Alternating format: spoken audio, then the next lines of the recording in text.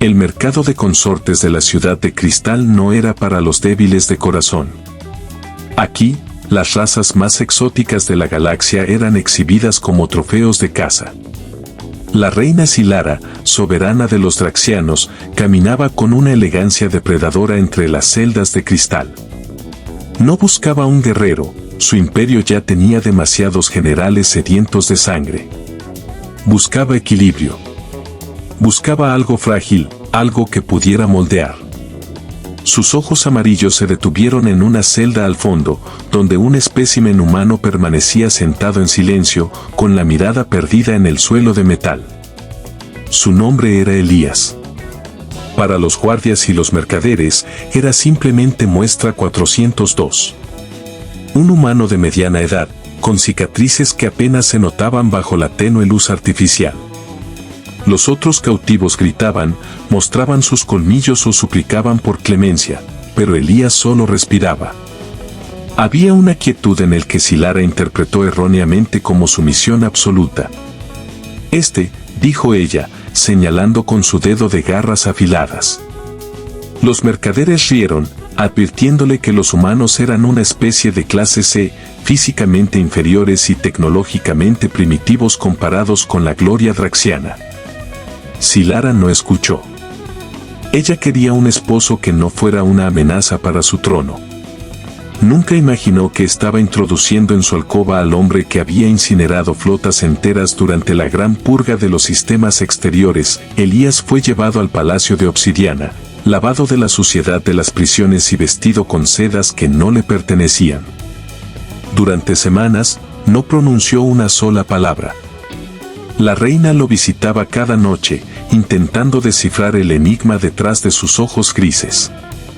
Ella le hablaba de sus conquistas, de las leyes de su pueblo y de la superioridad de su especie. Elías escuchaba, asintiendo levemente, manteniendo siempre esa máscara de tranquilidad que lo hacía parecer el consorte perfecto. Silara estaba encantada, finalmente tenía a alguien que no la desafiaba. Sin embargo, en la soledad de su habitación, los fantasmas de Elías despertaban. Sus manos, que ahora sostenían copas de cristal fino, recordaban el peso de un rifle de plasma de grado militar.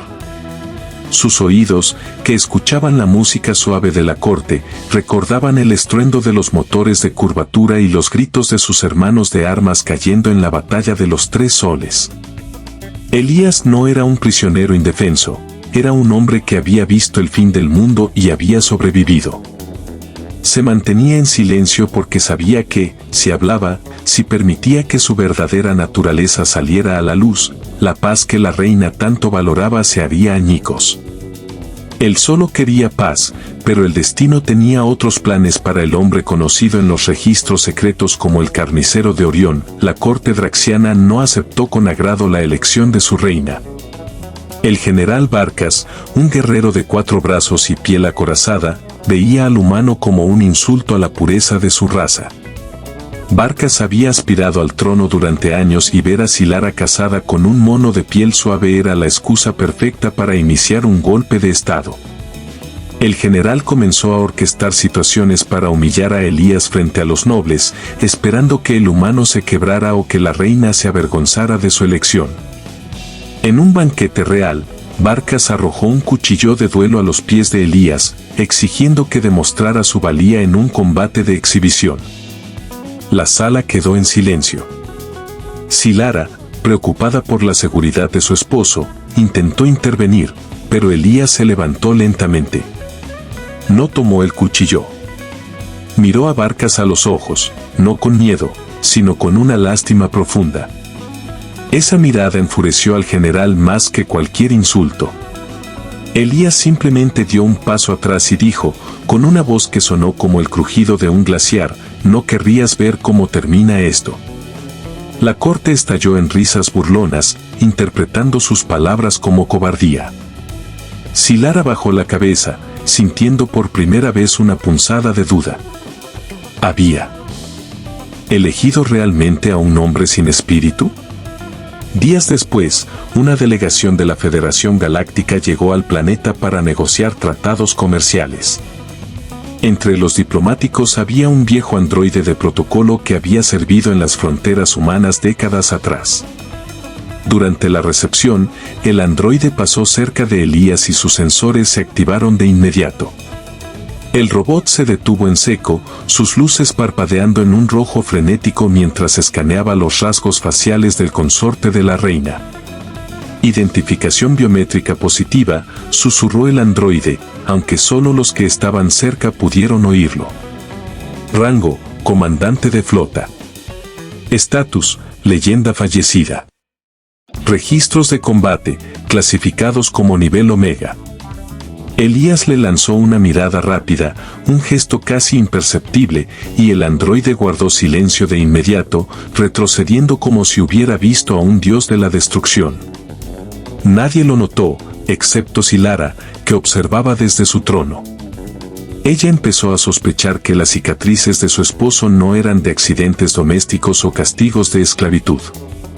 Empezó a preguntarse por qué un hombre tan débil podía intimidar a una máquina programada para no sentir miedo. El misterio de Elías comenzaba a filtrarse a través de las grietas de su fachada. La tensión llegó a su punto de quiebre cuando el general Barcas decidió que ya no esperaría más. Aprovechando una noche en la que la Guardia Real estaba reducida por las festividades de la Luna Roja, Barcas y un grupo de asesinos de élite se infiltraron en las habitaciones privadas de la reina. Su objetivo era simple: asesinar al humano, culpar a un grupo insurgente y obligar a Silara a casarse con él para asegurar el linaje. Silara despertó con el sonido del acero chocando. Estaba acorralada en su balcón, con 3 asesinos draxianos cerrando el paso. Ella era una guerrera entrenada, pero estaba desarmada y superada en número. Miró hacia la cama, buscando a Elías, pero él no estaba allí. Tu mascota ha huido, mi reina. Rugió Barcas, emergiendo de las sombras con su hacha de batalla. Los humanos siempre corren cuando el depredador muestra los dientes. Silara sintió una decepción amarga. Había llegado a querer al humano, a pesar de su supuesta debilidad. Justo cuando Barcas levantó su hacha para dar el golpe final, una sombra se movió detrás de él. No fue un movimiento humano, fue un borrón de velocidad y precisión militar que nadie en esa habitación estaba preparado para enfrentar. Elías no había huido. Había ido por un arma. No un arma draxiana, sino un viejo estilete de combate humano que había mantenido oculto en el forro de su túnica desde el primer día. En un segundo, el primer asesino cayó sin emitir un sonido, con la garganta seccionada con precisión quirúrgica. El segundo asesino ni siquiera tuvo tiempo de girarse antes de que Elías le rompiera el cuello utilizando una técnica de palanca que aprovechaba la propia fuerza del alienígena. Barcas se giró, asombrado. El hombre que tenía delante no era el consorte dócil y silencioso de las últimas semanas. La postura de Elías había cambiado, sus hombros estaban cuadrados, su centro de gravedad bajo, y sus ojos ya no estaban perdidos. Eran 2 pozos de acero frío, calculando ángulos, distancias y puntos de presión. Te di una oportunidad en el banquete, dijo Elías, y su voz ya no era suave. Era el trueno antes de la tormenta. Te advertí que no querías ver esto. Silara observaba, paralizada, como el frágil humano se movía entre los guerreros más letales de su imperio como si fueran niños practicando con palos. En ese momento, la reina comprendió que no se había casado con un esclavo, sino con un depredador que había decidido guardar sus garras por voluntad propia. Barcas, enfurecido y asustado, cargó contra Elías con toda su fuerza bruta. El humano no esquivó el golpe hacia atrás, se movió hacia adelante, entrando en la guardia del general.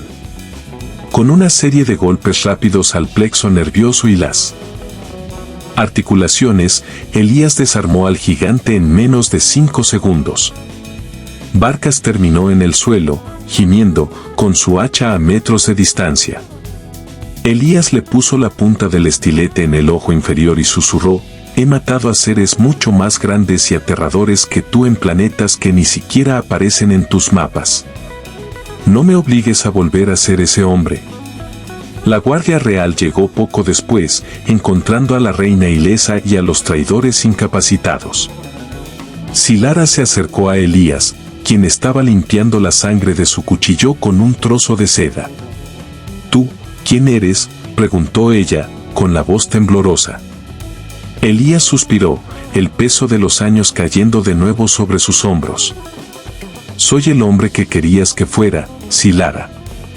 Pero antes de eso, fui el comandante Elías Torne. El hombre que detuvo la invasión de la nebulosa de hierro. El hombre que tu gente llama, el segador». Silara retrocedió un paso. Había oído las leyendas de El Segador, el humano que había diezmado a las flotas de conquista con tácticas tan brillantes como despiadadas. La revelación de la verdadera identidad de Elías sacudió los cimientos del imperio draxiano. Los nobles que antes lo despreciaban ahora temblaban en su presencia. La noticia de que el legendario héroe de guerra humano estaba vivo y sentado al lado de la reina Silara enfrió las ambiciones de cualquier sistema vecino que pensara en atacar. Sin embargo, para Silara, la traición no venía de los enemigos, sino del silencio de su esposo. «¿Por qué no me lo dijiste?», le preguntó en la privacidad de sus jardines. «¿Por qué dejar que te trataran como a un animal?». Elías miró las estrellas, aquellas que una vez juró proteger. «Porque estaba cansado de la guerra, Silara.